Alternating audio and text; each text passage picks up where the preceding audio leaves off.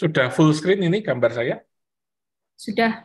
Oke, baik. Terima kasih. Selamat sore, Ibu sekalian semuanya. Saya ingin bincang-bincang, tapi begitu Pak Revi tadi sudah ngomong sedemikian banyaknya, saya jadi minder gitu ya, mengalami minder badan gitu. Minder badan kompleks. Ya, karena apa yang disampaikan Pak Revi sudah lengkap, rasa-rasanya saya hanya mengulang-ulang saja ini nantinya.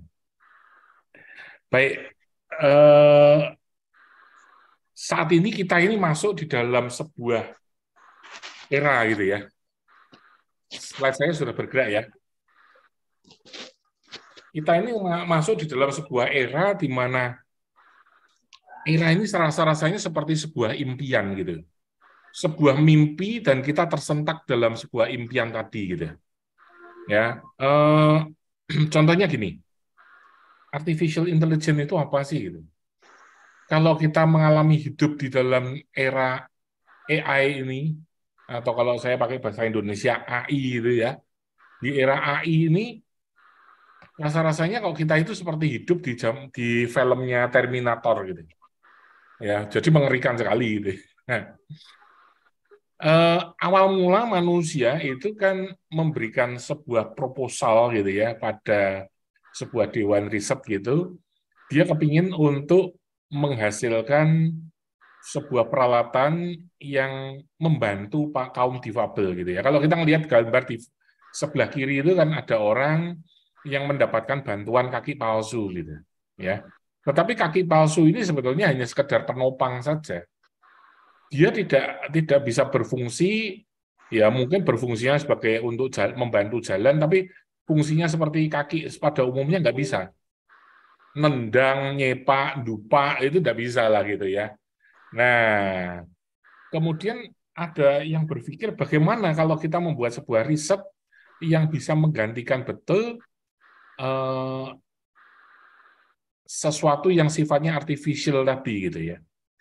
Maka proposal itu sedang dipaparkan, pada saat proposal sedang dipaparkan, artis-artis itu sudah mulai bergerak gitu. Maka muncul ada film The $6 Million Man, mungkin ada di antara ibu sekalian masih ingat film jadul zaman dulu gitu ya. Zaman saya masih kecil. Kemudian ada film lagi yang muncul Terminator gitu. Bahkan yang beberapa saat yang lalu itu Spider-Man gitu ya, Spider-Man dengan apa ini lawannya Dokter Octopus itu yang pertama kali Dokter Octopus bisa mengendalikan tentakel-tentakelnya, ternyata tentakelnya itu melawan dari Dokter Octopus gitu. Ya, itu adalah sebetulnya muncul dari kecerdasan uh, artifisial ini ya, itu ditolak gitu ya waktu itu ya. Wah, lah nanti kalau begini bagaimana? Kalau begini bagaimana? Kalau begitu bagaimana gitu. Pada saat ada penolakan semacam itu, penolakan itu didramatisir di dalam sebuah film gitu. Ya, maka kalau kita melihat sekarang sudah ada orang yang menggunakan tangan buatan begitu ya. Bahkan nantinya orang akan melihat robot. Robot sudah tidak semengerikan yang ada di sebelah kanan begitu. Robotnya cantik, sudah ada atau yang malah sudah dapat KTP begitu ya. Ya ini kan rasa-rasanya kita kalau melihat gambar yang saya tayangkan ini dari kiri menuju ke kanan begitu, waduh, saya sudah masuk di dalam sebuah era ini. Saya ketemu di dalam sebuah era di mana saya tinggal di dalam kungkungan robot-robot ini. Nanti kalau robot ini melawan saya bagaimana gitu ya. Itu kan pertanyaan-pertanyaan yang tadi Pak Revi sudah menyampaikan, bagaimana kalau dia tidak bisa dikendalikan. Pada saat dia tidak bisa dikendalikan, film Spider-Man dengan Dokter Octopus itu tentakelnya sudah melawan. Ya, itu digambarkan dengan cara seperti itu. Apakah kita ini, oh itu kan di luar negeri, kita kan belum masuk, gitu ya. Apakah kita itu belum merasakan yang namanya AI? Sudah. Antara disadari atau tidak disadari. Gitu. Bahkan salah satu stasiun televisi swasta di Indonesia, itu dia sudah mengatakan, sudah menggantikan pembawa acara itu dengan AI. Jadi dia menggambar ada satu orang, mungkin orangnya itu adalah temannya sendiri atau siapa yang tidak diketahui, kemudian dia bisa berbicara dengan AI. Kita sudah masuk di situ. Bahkan secara pelan-pelan kita nggak sadar bahwa kita pun juga masuk, misalkan kita sudah dibantu dengan waktu kita pergi ke luar negeri, paspor, itu adalah kecerdasan-kecerdasan artifisial yang kita sudah alami. Paspor tidak lagi ketemu dengan siapa ini, orang yang ada di front office gitu ya, untuk check in gitu, tapi kita tinggal nempelkan paspor kita tinggal masukkan, menempelkan tiket kita bisa terbang. Nah, mungkin ada yang menanyakan gitu ya, bahwa yang lagi booming itu orang banyak membicarakan itu selain deep learning itu machine learning gitu. Machine learning itu apa toh? Sebetulnya machine learning itu hanya dituntut kepintarannya saja. Dia bagian kecil dari AI. Maka saya gambarkan di dalam sebuah formulasi seperti itu ya, ada algoritma, ada data learn, ada deep learning, ada bots, ada sistem otonom, kemudian ada machine learning. Kalau machine learning itu dituntut hanya kepintarannya saja. Mengalami enggak kita machine learning? Mengalami, gitu loh. Waktu kita buka email di Google, email itu sudah dipilah-pilah, ya. Oh, ini masuk di bagian promosi, oh ini di bagian sosial, oh ini masuk di bagian spam. Siapa yang milah-milah itu? Machine learning. Jadi bukan ada orang yang akan memilah-milah seperti zaman dulu, Pak Pos itu begitu ada surat, terus kemudian ada orang yang masukkan di mana saja. Sekarang sudah enggak, dia menggunakan alat gitu, software gitu. Sementara kalau artificial intelligence itu sebetulnya orang-orang sudah mengarah bahwa dia itu dituntut untuk menyerupai manusia dengan panca inderanya. Ya, jadi nanti kalau kita mau membuat desain arsitektur begitu, ya dia bisa merasakan gelap terang itu dari mata gitu ya. Kalau kita mau mengatur akustik di dalam sebuah ruang, itu pendengaran kita, ya. Dan semuanya gitu ya, semuanya itu adalah secara panca indera kita akan alami. Nah, apa yang mempengaruhi kehadiran teknologi AI saat ini? Ya, AI tidak akan hadir kalau tidak ada komputer. Ya, komputer itu sebuah terobosan dalam kehidupan manusia, ya, dan itu sebetulnya sangat membantu. Pada saat dia sudah sangat membantu itu, waktu itu kan masih belum ada orang yang khawatir dengan komputer gitu ya. Kekhawatiran komputer pada saat itu kan hanya sekedar nanti kalau ada orang yang terlalu gila bermain komputer sehingga mengabaikan kegiatan-kegiatannya yang lain gitu. Ya, atau dia terlalu aktif kerja, dia senang kerja, keluarganya keteteran misalkan itu. Hanya seperti itu sebetulnya. Tetapi kemudian setelah adanya komputer, itu kita barengi itu ya, diikuti dengan dua hal ini. Ya, big data dan Internet of Things. Itu bersamaan, hampir bersamaan waktunya. Ya, keberadaan keduanya ini. Jadi gambar saya sebetulnya mungkin tidak tepat ya, komputer terus masih di bawahnya big data, Internet of Things itu seakan-akan Internet of Things adalah sesuatu yang paling akhir gitu ya. Enggak. Jadi dia keluar. Di situ internet menghubungkan kita. Pada saat kita pandemi COVID kemarin, kita masih bisa komunikasi, sampai hari ini seminarnya IPLBI aja masih pakai webinar gitu ya. Lah itu mengapa? Karena semua terjaring dalam internet. Semuanya internet. Kita itu tidak lepas dari internet loh. Ya. Sampai kita itu pakai handphone.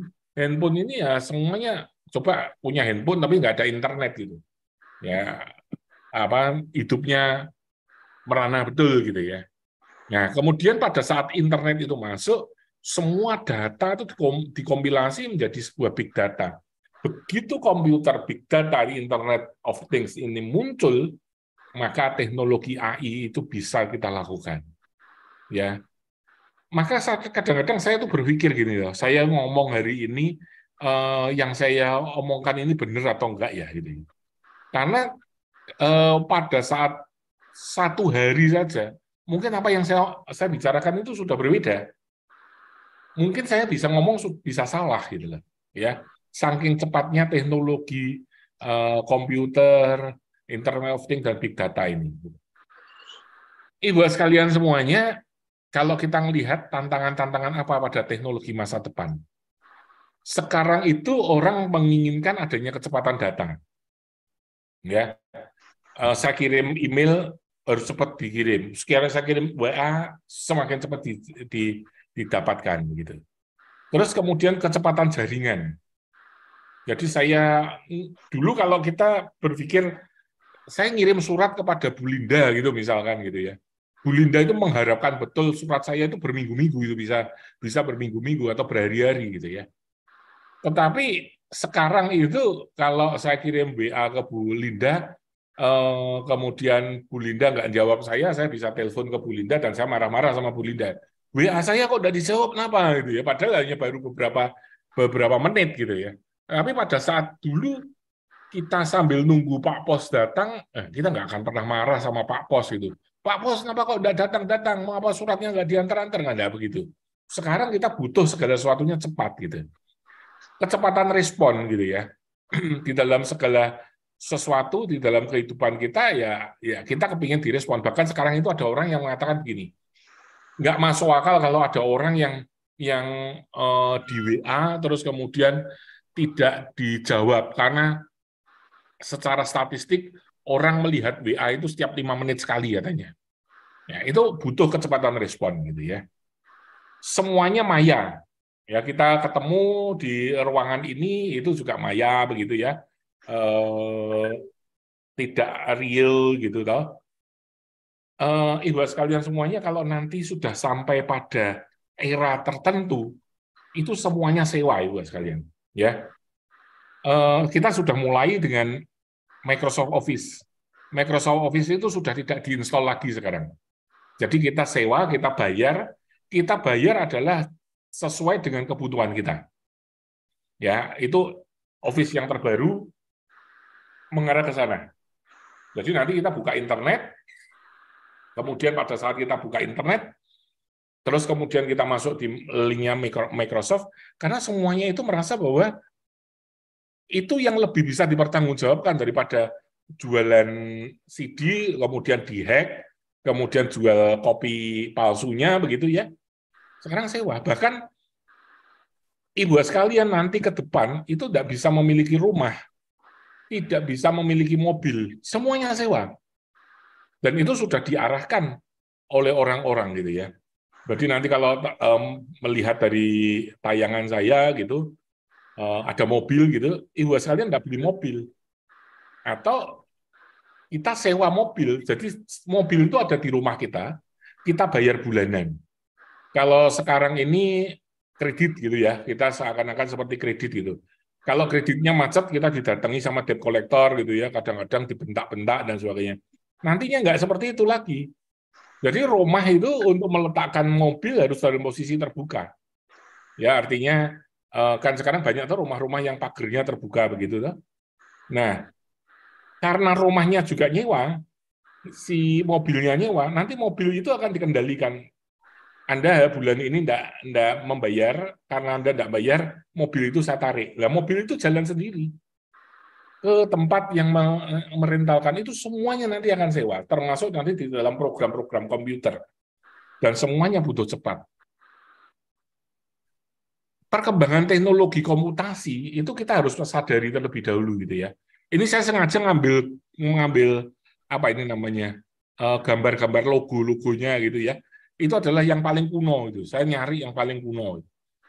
Dimulai dari perkembangan software itu adalah kata-kata word star itu lebih dahulu. Ya ini pakainya Windows itu sudah canggih nih sebetulnya word star for DOS gitu ya. Nah, begitu pengolahan kata diikuti dengan pengolahan angka, itu sudah langsung bisa pengolahan vektor. Nah, pengolahan vektor itu apa? AutoCAD. Apa itu? Gambar. Gitu loh. Ya, itu adalah terobosan teknologinya ke sana. Maka sekarang ini Elon Musk mengatakan bahwa saya kepingin orang berpikir gitu ya, hanya berpikir, dia bisa ditangkap cara-cara berpikirnya itu eh, bisa ngetik gitu loh. Ya kita mikir misalkan kata apa kabar itu Microsoft Word kita itu sudah ngetik sendiri apa kabar. Nanti akan diarahkan untuk pada angka satu tambah satu berapa. Dia bisa ngitung, langsung lompatan yang berikutnya adalah dia bisa gambar. Jadi pada saat kita diem membayangkan begitu, si komputer kita sudah mengenerate bentuk yang kita bayangkan itu. Gitu.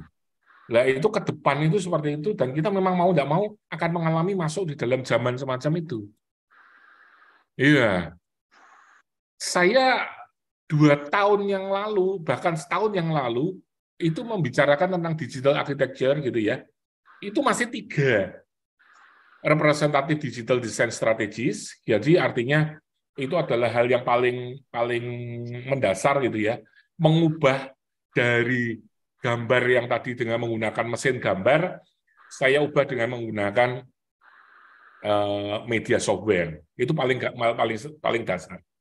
Sesudah itu saya bisa untuk membuat parametrik digital design strategi. Ya, di sini saya bisa membuat bentuk-bentuk yang macam-macam ya di bumu, apakah itu menggunakan rhinoceros, grasshopper atau apapun juga itu bisa. Kemudian generatif digital design strategies itu sebetulnya dia yang akan apa ya namanya mengolah bentuk gitu ya.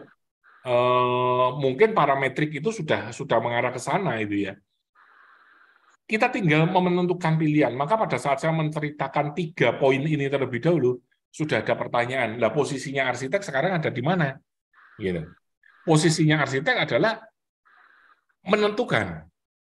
Saya mengatakan gitu, menentukan bahwa apa namanya dari bentuk yang disarankan gitu ya, dimunculkan, arsitek mengatakan ini yang baik, oke berhenti Anda gitu ya. Jadi decision maker-nya itu pada arsitek. Tapi ternyata beberapa bulan yang lalu saya keluar AI Idea Design Strategist. Jadi AI-nya ini muncul gitu ya. Jadi ambil keputusan AI. Ya, jadi kalau ibu sekalian masih bingung AI itu seperti apa, AI itu diwujudkan di dalam sebuah perangkat, ya. Apakah itu perangkatnya itu bentuknya itu adalah robot, wujudnya robot seperti manusia betul-betul, ataukah itu software, gitu ya, yang akan sangat membantu kita bahkan ya kita nggak terlalu banyak kesulitan gitu ya di dalam membuat desain ini. Dia yang mengenerate, dia yang memparametrik gitu ya, apa yang ada di dalam keinginan kita. Kita tinggal ngomong seperti kalau kita itu sudah masuk di eranya Alibaba itu ya, zaman Alibaba itu ya. Alibaba itu kan tinggal teriak toh, "Sesen buka pintu," itu pintunya buka gitu ya. Itu sudah kita akan mengalami masa-masa semacam itu. Kepandaian buatan ini akan eh, dikatakan pertama kali dibuat adalah membantu tugas manusia, ya, membantu tugas manusia itu yang penting. Coba kita lihat satu video dulu. Jalan-jalan orang kan? Cepat loh, tapi enggak. Aku enggak ada orang tak cepat loh tadi. Iya, dia jalannya cukup cepat. Enggak sih, aku nggak takut karena dia kameranya di mana-mana. Iya, kaget dong. Yeay, taksi kita datang. Wih, dia ngelakson-ngelakson. Oh, dia di sana. Ya, kita samperin yuk. 5920. 5920. Itu bukan. 5920, true. Iya. Kamu maksa kamu. Nggak ada orangnya. Bukan mobil hantu.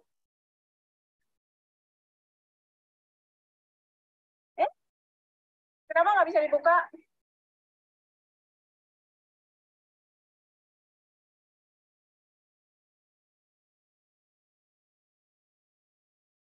Nggak bisa dibuka.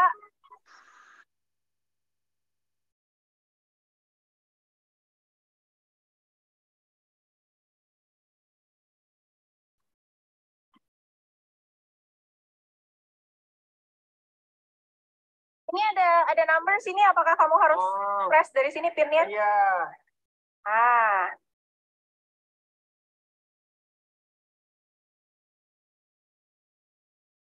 Oke, baru dibukain. Oh, depan nggak bisa.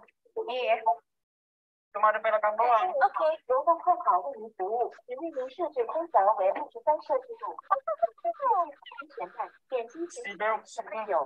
Seat belt. Ya. Nih, Bang Woma. Ternyata harus pakai seat belt. Kelihatannya praktis. Ya, itu ya. Jadi perkembangannya kita bisa merasakan ya. Kita sudah masuk di sana ya. Masuk di sebuah era ketemu dengan mobil tanpa driver itu ya. Tadi sudah disampaikan Pak Revi juga. AI itu mengubah dunia gitu ya. Mengapa kita dikatakan mengubah dunia? Karena kita mengarah pada segala sesuatu yang serba otomatis. Tahun 2002, waktu saya sedang studi S3, di tengah kejenuhan saya itu melakukan riset gitu ya, saya mencoba untuk mencari-cari data-data dan saya ketemu di internet, itu mungkin sampai sekarang masih ada, bukunya itu masih ada. Mungkin ada di antara ibu sekalian yang kepingin mendownload gitu ya, pakai semua bahasa. Pada tahun 2002 itu sudah ada bahasa Indonesia. Saya dapat bahasa Indonesia pada saat itu, judulnya adalah Hidup Kekal Melalui Cloning waktu itu. Ya saya sendiri tidak tahu sekarang cloning kok tidak dengar suaranya itu.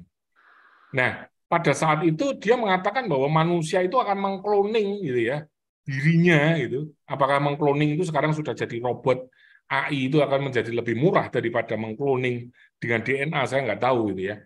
Nanti pada saat di cloning itu akan muncul orang-orang yang kita bisa program dia.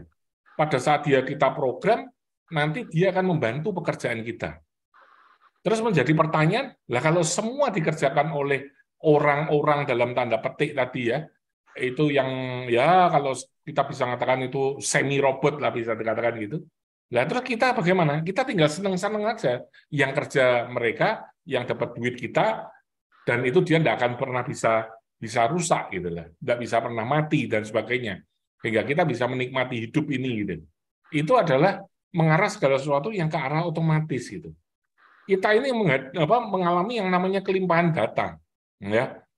Yang namanya Google search engine aja kita sudah terlalu banyak informasi yang bisa kita dapat, bahkan mau cari e-book, mencari jurnal ya sudah melimpah gitu. Sekarang muncul yang namanya ChatGPT gitu.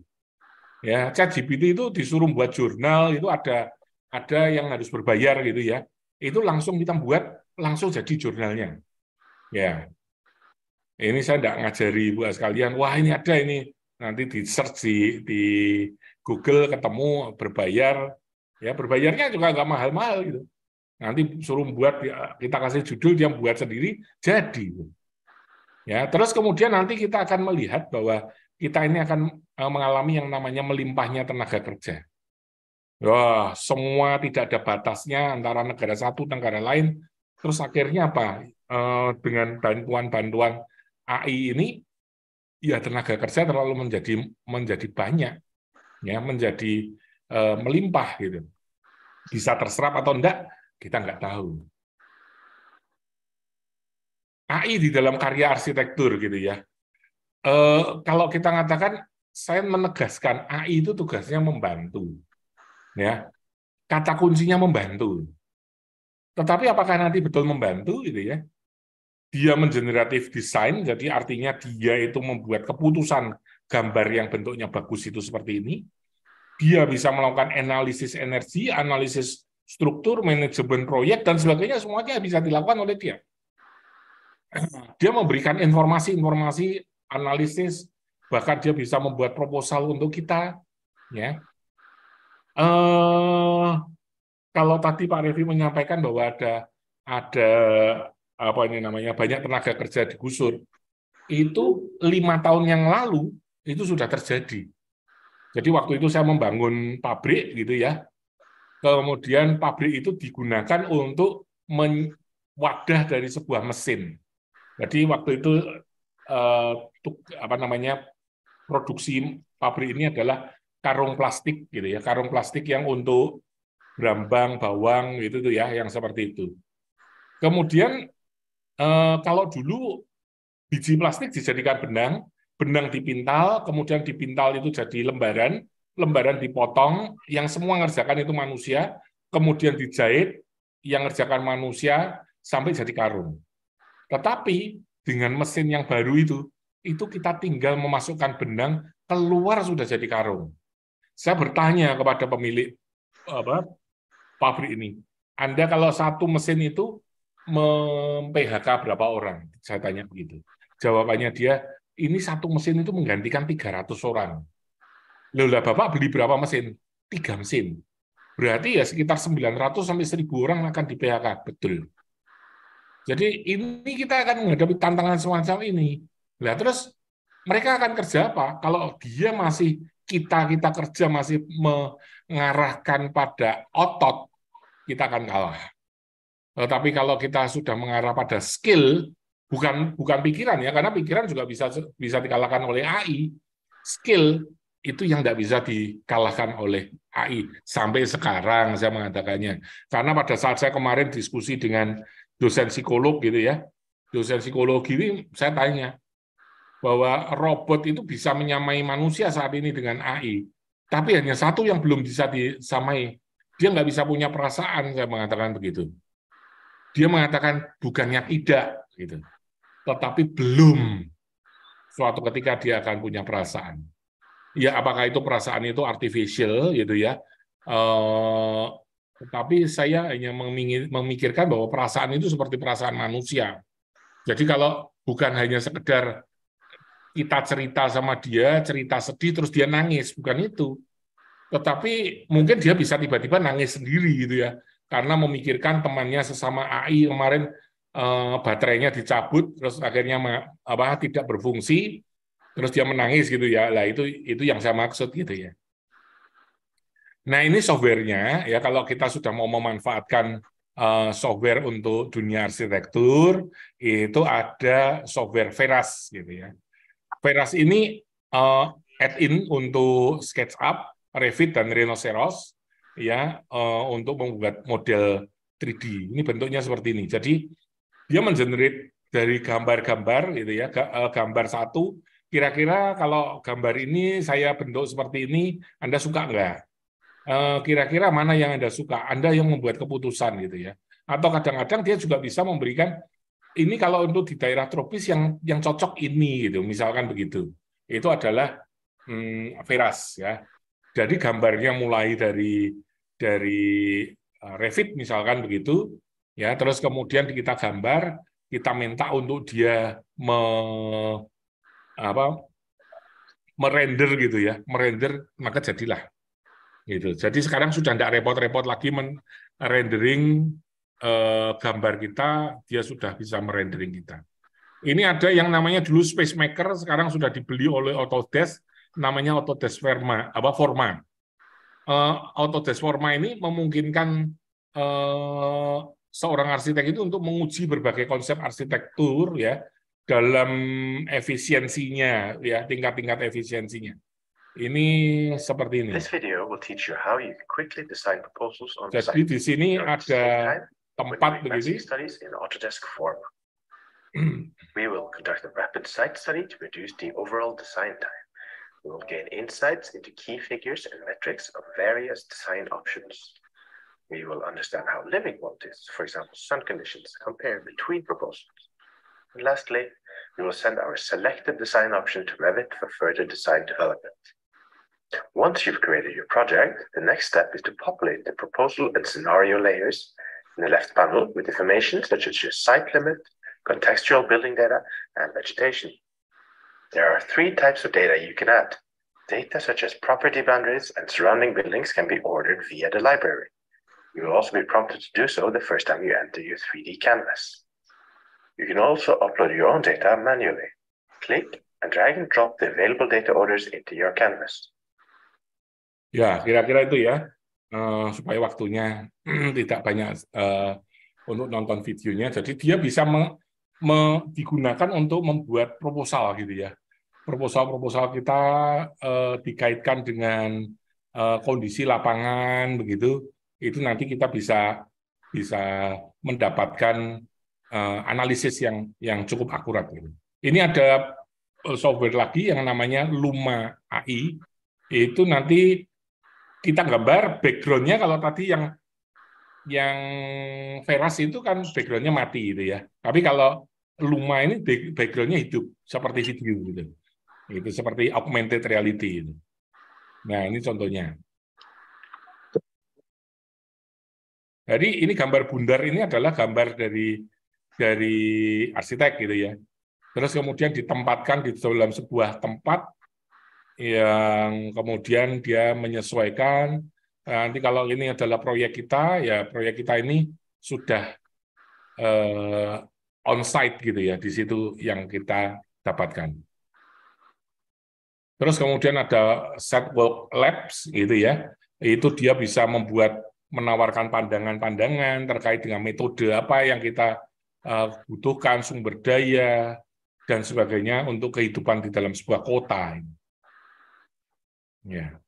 Nah, ini ada satu simulasi juga terkait dengan The house in 10 years can be surrounded by watching the sun. The roof is solar. You'll never have to pay an electricity bill again. Also, the roof folds down. It can be made transparent at the touch of a button. You can sunbathe in the room. True ventilation and light. The glass has its own wiper. Can be cleaned automatically. The window can be extended to become a balcony. Relaxation and light at the same time. Automatic wardrobe collection on the balcony. Clothes can be collected automatically when it rains. Exterior walls can be slid open. Open during the day for ventilation, closed at night for insulation. Automatic cleaning with wall climbing robots on the outside. Every day is a new house. The walls can be switched to a vegetable garden at the touch of a button. Clean the air and grow vegetables to eat. Folding basketball hoops can be installed on the outside walls. Able to play sports without compromising on aesthetics. The garage floor is equipped with wireless charging. Also equipped with an automatic car wash. You can leave the house clean and dry every day. The canopy opens automatically when it rains. Keeps out the elements and keeps the yard dry. There is also a watering system in the yard. Fully automatic watering of plants and vegetables. Electricity in the courtyard. Electricity is provided by a wind turbine on the wall. The house can also be moved. When you want to go on a trip, the car is ready to go as soon as it is hooked up. When you arrive at the tourist destination, the transformation begins at the touch of a button. In 10 minutes, a fully equipped villa is automatically set up. An alarm system is set up in the grounds. Automatic warning of a burglar break-in. When you return home from a trip, the intelligence system automatically turns on the lights, adjusts the room temperature. Coffee will be ready when you get home. Wouldn't you like to own such a perfect home? Iya. Ya, ini semua juga AI juga kan masuknya. Kemudian pada slide-slide terakhir saya ini, kalau kita berbicara tentang sikap kita bagaimana untuk mengantisipasi AI gitu ya, itu sebetulnya gini, AI itu hanya bisa saat ini saya ngomongnya saat ini itu hanya bisa mengenerate apa yang ada secara umum. Jadi dia tidak bisa melihat konteks. Artinya kalau kita ngomong, coba Anda membuat desain tentang arsitektur tropis di Indonesia, dia hanya melihat Indonesia itu kemampuannya seperti apa begitu ya, kondisinya seperti apa dan sebagainya dia bisa. Tetapi kalau kita sudah masuk dengan hal yang detail, ya kita masuk dengan detail itu misalkan contohnya gini, coba kita membuat desain di kampung saya, ya, kemudian kampung saya itu Pak RT-nya sukanya jaga malam. Coba Anda membuat desain yang bisa untuk membuat menampung aspirasi dari Pak RT saya. Lah dia RT saya itu saja dia tidak kenal gitu. Ya, kemarin itu di Kompas ada cerita kepala sekolah di De Brito ya kalau nggak salah ya. Dia menceritakan bahwa kalau ada siswa itu ditanya, coba jelaskan tentang apa gitu ya. Oh, dia pakai AI sudah bisa bisa jawab dengan ChatGPT, dia sudah bisa jawab. Tetapi sekarang kalau dibuat pertanyaan begini, di dekat Anda itu pasti akan ada pemakaman gitu. Anda wawancara si juru kuncinya di pemakaman itu kan nggak mungkin dijawab oleh AI gitu ya. Jadi kalau kita membuat soal, ya soal itu harus kontekstual dengan apa namanya situasi-situasi tertentu sehingga kita akan bisa memasukkan cita rasa seni ya. Jangan fungsional saja. Karena kalau fungsional AI bisa lewat gitu, bisa mengerjakan dengan baik gitu. Kemudian AI juga tidak bisa untuk diminta untuk memberi makna sampai sekarang ya. Untuk karya desain kita itu dia belum bisa, sampai sekarang belum bisa. Tapi mungkin kalau ini paparan saya 1 tahun yang akan datang mungkin tertawakan ini gitu ya. Terus kemudian hubung kait antara banyak hal. Jadi saya kepingin rumah saya ini nanti keterkaitannya dengan vegetasi, nanti keterkaitannya dengan ini, itu dia masih bingung gitu, kepalanya pusing gitu ya. Terus kita pada saat kita membuat desain menghadirkan sebuah empati di situ. Itu dia juga belum bisa karena perasaan dia belum bisa masuk. Imajinasi itu juga perlu untuk kita kembangkan, kemudian menemukan tujuan yang lebih tinggi untuk kepentingan banyak orang. Jadi kalau kita membuat rumah tinggal begitu aja, dia bisa buat. Tapi kalau rumah tinggal saya ini bisa digunakan untuk arisan bapak-bapak, dia akan menanyakan arisan bapak-bapak itu apa ya gitu. Nah, itu yang menjadi permasalahan saat ini, tapi mungkin itu bisa diselesaikan oleh AI di masa yang akan datang. Demikian dari saya, kita mungkin bisa mempertajam melalui diskusi. Saya kembalikan kepada Bu Linda.